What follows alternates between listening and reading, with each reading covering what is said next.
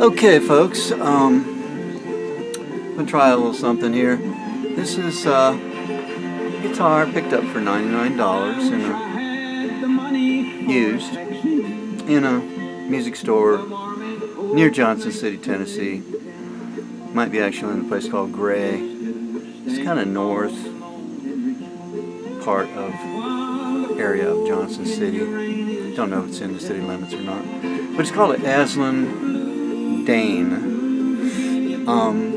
And after I just thought, I tried a bunch of guitars in there, new Paul Reed Smiths and stuff like that, and I wasn't real impressed with anything. But I happened to see this sitting somewhere. I thought, that looks like a well put together guitar. So I picked it up and tried it out, and just fell in love with it. And it played so great without even plugging it in. And it's got an ash body. Okay. And not sure how the lighting is there for you. I didn't really even bother to set up any lighting in here. But it's got like a tortoiseshell pickguard. It's got two humbuckers. And it's got the ashtray style bridge. And I got some stuff going on in the background here. I'm going to turn off. TV set. Some famous guy. Okay. So, there we have it, and it appears it may have an ebony fretboard. If it's rosewood, it's different than any rosewood I've ever had on a guitar. It's darker, and it's just really smooth feeling. So, it might be some kind of rosewood, maybe, but it could be ebony. Not sure, but it plays nice and slick. So I have it plugged in. I'm running out of this guitar into what's called a Zoom R24. It's a recorder, interface, controller, sampler. Okay. And basically it's a device used for recording multi-track inputs. But it also has an effects system built right into it, which I found to be extraordinarily nice. So I'm running into that, and then I'm running out of it into back here. I have it sitting sideways. I have a Roland Cube street model. It's like their most expensive one. And then I also have running out of that into a Fender Super Champ XD amp. So, and then running out of that, right next to the camera facing me, I have a studio monitor. It's a Event Electronics studio monitor. It's a two-way setup. You know, two speak, you know, high and a low. It's got a woofer and a tweeter in it. And I recently got these, and I'd hooked them up just to see if they even worked, because they were used. And I won't go into how. No, a friend of mine gave them to me. Very thankful. So anyway, I'm using that for a speaker that you may be hearing the most. Speakers in the amp behind me are also on, but due to proximity, you're probably going to be hearing it mostly out of the studio monitor. Could hear both. So this is in a clean setting in the effects. It has some reverb on it. Whoa. For some reason that's out of tune.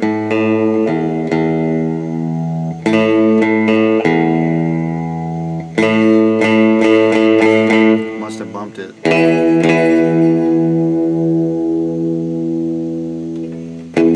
There's also a tuner built into the effects, the Zoom. Very nice.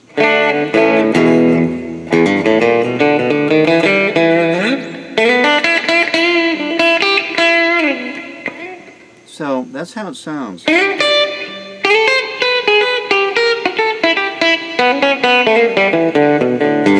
On a clean setting. It has clean distortion settings, and then all these other settings within those parameters.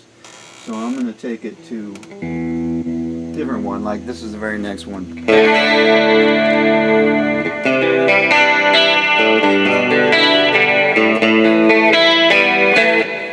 Okay, and there's a bunch of them.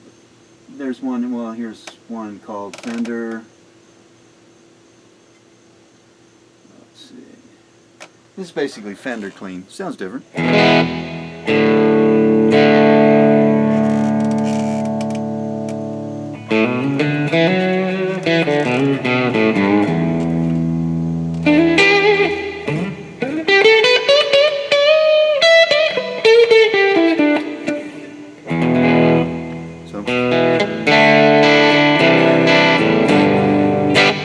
Sounds a lot like a Fender amp.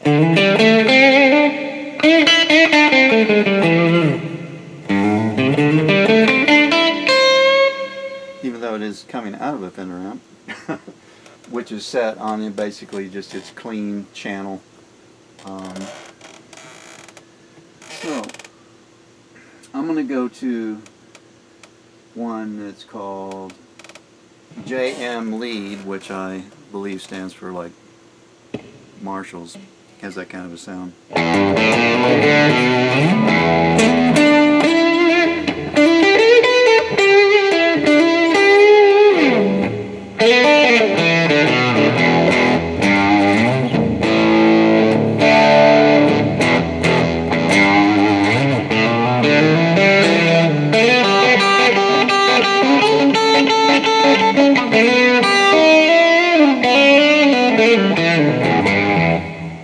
So it's nice.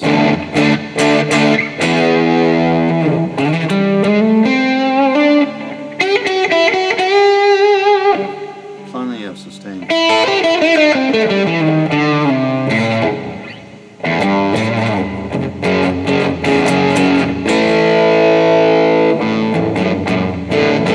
So I'm actually move this down instead of looking at my face here. I want to have the guitar seen more. Let's go down some more even yet. There.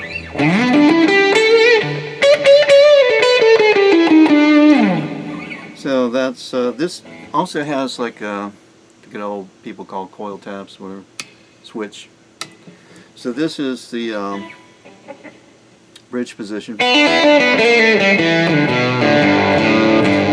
That's the humbucker engaged.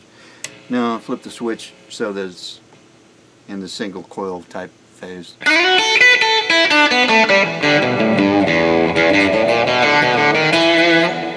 Back to the humbucker.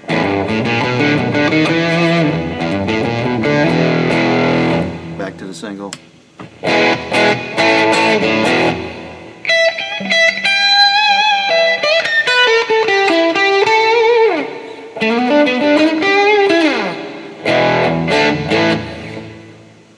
Okay, I'm going to put back in humbucker. We'll go to the middle position.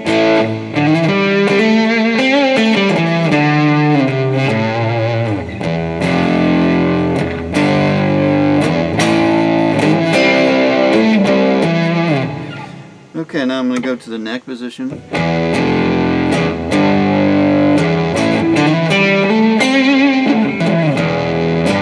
So one thing you may notice is anyway, this is what I notice, when I'm using an effects processor, a lot of times, it cuts down on the differences that I'm hearing between, like, the different pickup positions. Because it's going through so much processing and it kind of alters things too much. So that's the bridge. Here's the neck position. We'll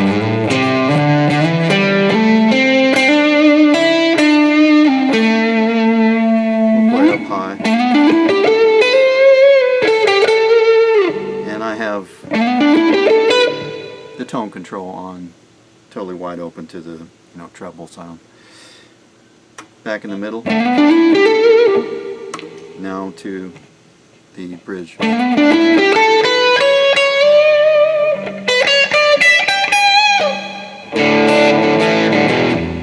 So anyway, the JM lead is one of my more preferred sounds, but there's many sounds, and a lot of them sound really good. None of them sound bad to me. There's one called Brother, here it is, which seems to be really nice for chords. And, you know, chordal stuff. Seems fairly compressed. So I'll play chords.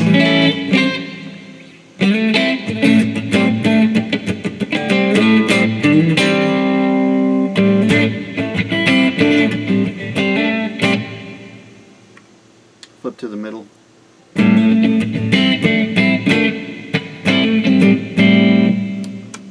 Neck.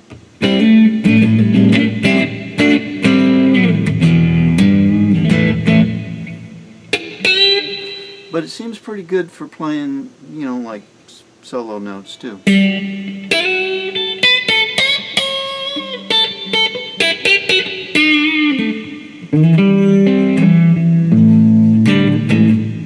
That was on the neck. I'm going to go to the bridge.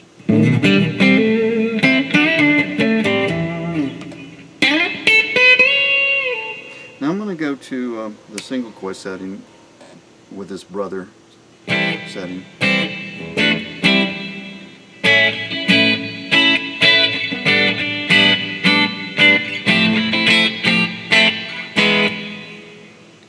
Back to the humbucker.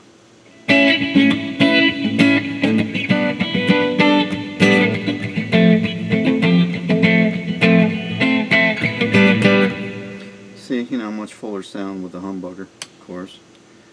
So now let's go try out some distortion stuff.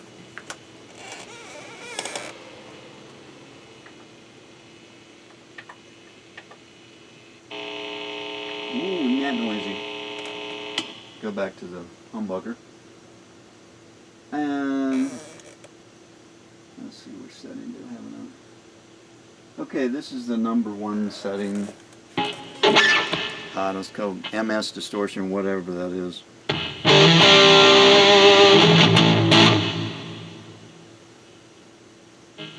Pretty intense. You get the pick in hand here.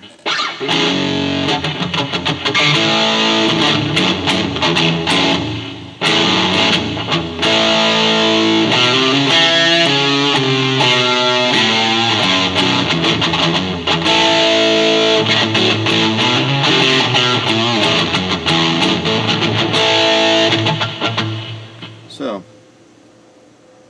I'm going to switch to a different one, more to my liking.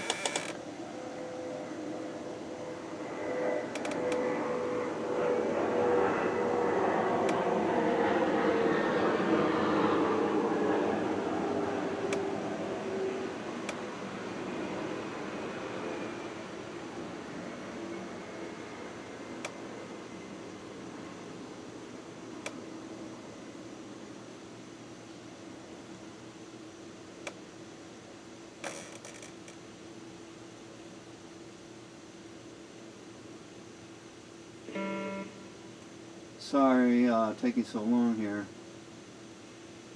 One thing I don't like about the display is pretty small, the LED display, and it shows a name, a number, and a name for the setting, and it's like trailing across the screen. So, and then it totally disappears and it comes back. I wish it was just stationary. I wish there was a way to set it so I could just see what it is. But this one is, it's like GV lead. I think it's supposed to sound kind of like maybe Government Mule, you know, Warren Haynes type setting.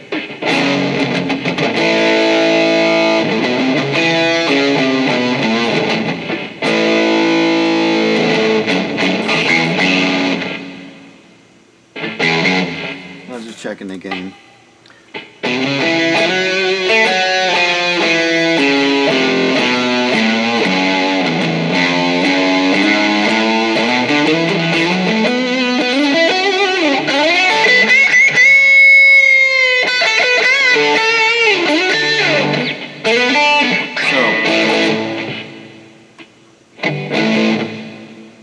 That was the bridge. Here's the middle.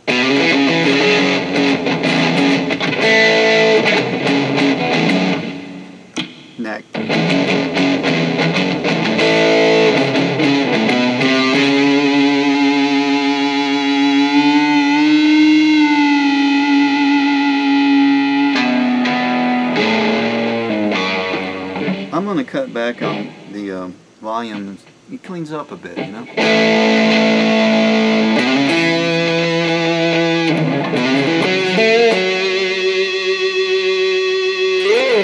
Tons of sustain though. I'm going to go back to bridge, and this is what the volume backed off a ways.